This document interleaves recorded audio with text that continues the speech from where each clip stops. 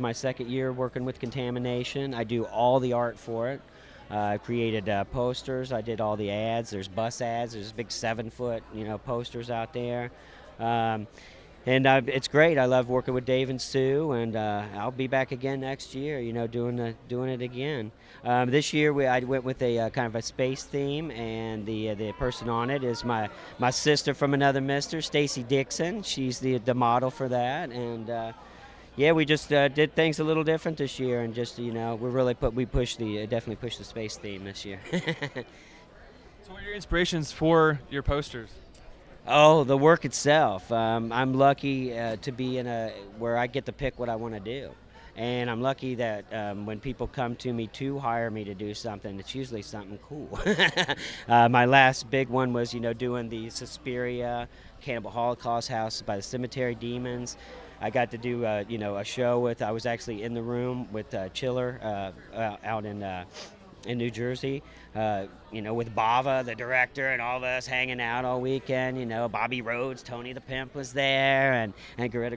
I mean, it's awesome stuff. So I'm real lucky and I'm real grateful, and I just want to keep on doing it till the wheels fall off. Any role that stands out to you as being your favorite or interesting? A couple. There's The Hills of Eyes, of course. I love playing the character Pluto, because he was a character that had such dichotomy, huge range of emotion between being this little gentle kid to this vicious, crazed man. The other movie is called Monster Man, and it's a hard to find video, but it's out there. Hurry! I thought you were dead. So Hurry! Up there!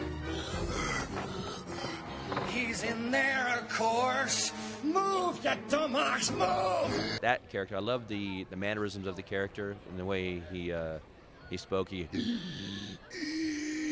That's how he spoke, and it's really good. And the way he walked is really jacked up. So it was fun. It was a fun character. I think you'll probably be in Tron 3, or was it interesting work? Shooting those extra scenes for like the DVD. There were some scenes that you were in. Yeah, it was. I mean, look, I wanted to be in Tron 2. I was a big part in Tron 1, and the dickheads didn't hire me. I was pissed off. But they did call me to do this legacy thing, and I went, whoa, holy cow. Okay, now you guys are wising up. And I just hope it does lead to something. Actors keep saying, look, I love making theater, and I love doing the small films that I'm doing, and I'm directing right now. But it's like playing in the big leagues. You'd rather be playing in the big leagues, and I do want to be doing Tron 3 real bad.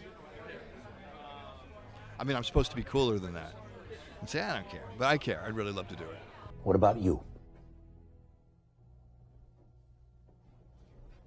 Sign me up, Tron. Good to have you back, Ram.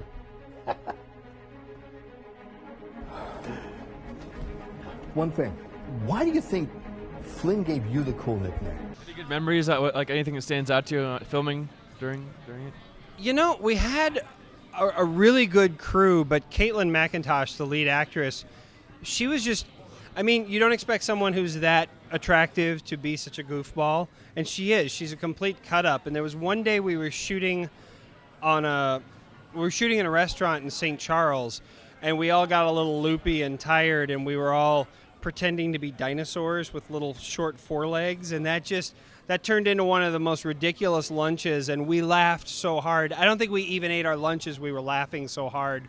But eating lunch with Caitlin and cutting up, and we had a couple of good days doing stunts. We had a couple of days doing stunt scenes where some of the actors had to leave early, so we got stand-ins for them. And this is a little known fact that this happened on the film, but we had some African-American actors who had to leave early, so we took other guys from the crew and ended up painting their faces dark and painting their hands dark, and it's not something that we promote a whole lot because we didn't want to get in trouble or offend anybody.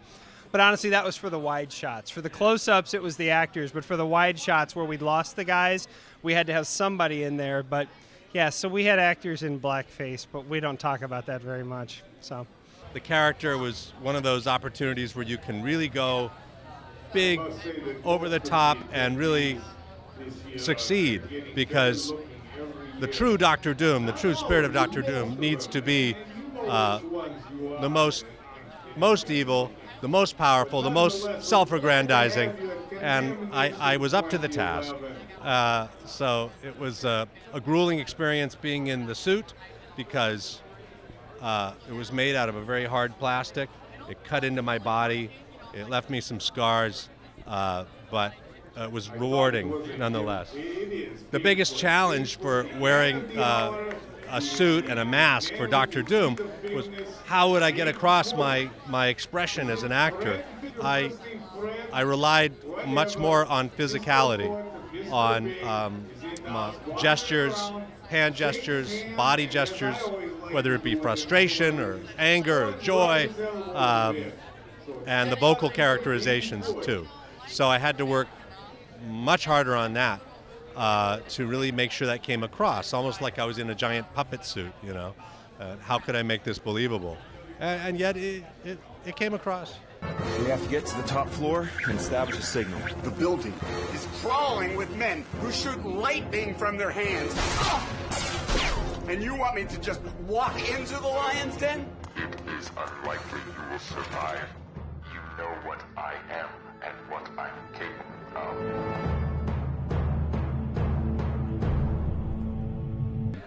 I had auditioned actually for another role, and whatever it was, I can't remember. But it was I didn't get it. But they said, "Mark, would you like to do this zombie character that is used in experiments with Dr. Logan's character, who is played by Richard Liberty?" And I said, "Sure, that'd be great." And the first thing I had to do, I had to go to Tom Savini's studio about a month or so before, and he took a plaster cast of my face. I remember that was really comfortable. And made a latex mask, and he took my teeth. And I remember he had trouble pulling them out, and I thought he was going to just pull my whole mouth out, all my teeth out. And he made dentures for me.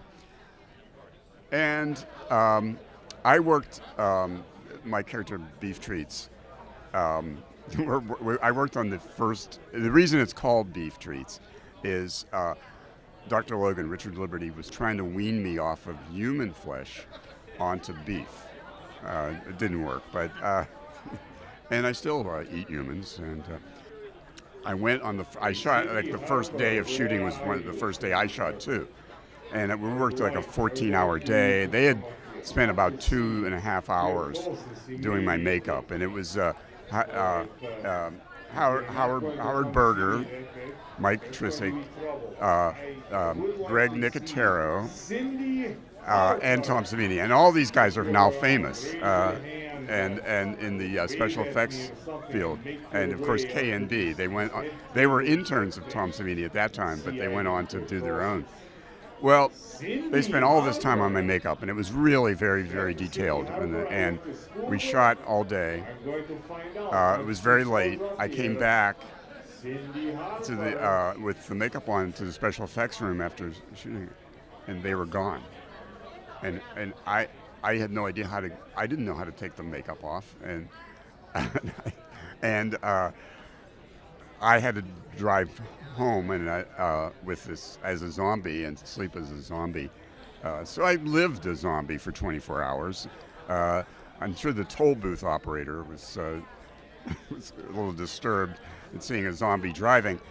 But I'm sure they're used to that, zombie driving. Yeah, I'm sure. It's in Pittsburgh area.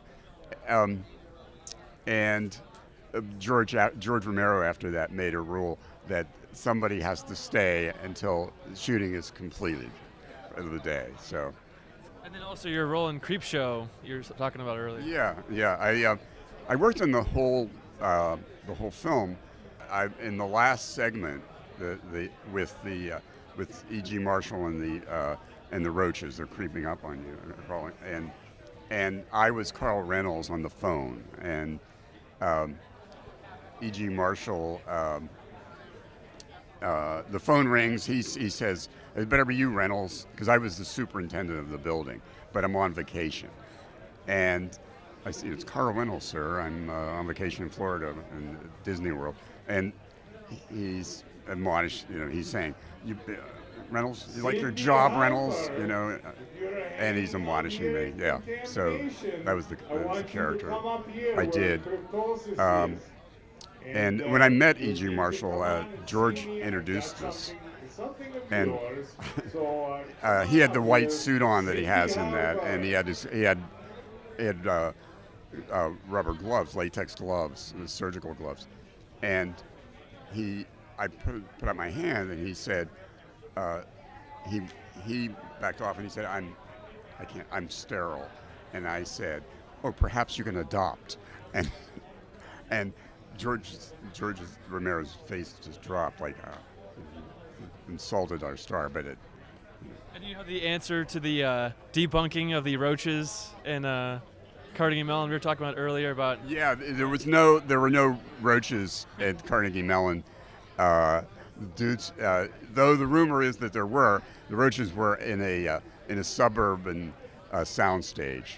They were used there, and that's where they were kept. Any roaches that you see at Carnegie Mellon have gotten there by other means.